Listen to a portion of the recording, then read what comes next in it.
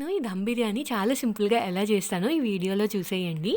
అయితే బిర్యానీ పీసెస్ కింద కట్ చేసుకున్న చికెన్ని శుభ్రంగా వాష్ చేసుకున్న తర్వాత మంచిగా మ్యారినేట్ చేసి పెట్టుకోవాలి. ఉప్పు, కారం, పసుపు, గరం మసాలా, జీరా, ధనియాల పొడి, అలాగే పుదీనా, కొత్తిమీర, పెరుగు కొంచెం ఎక్కువగానే వేసుకోండి.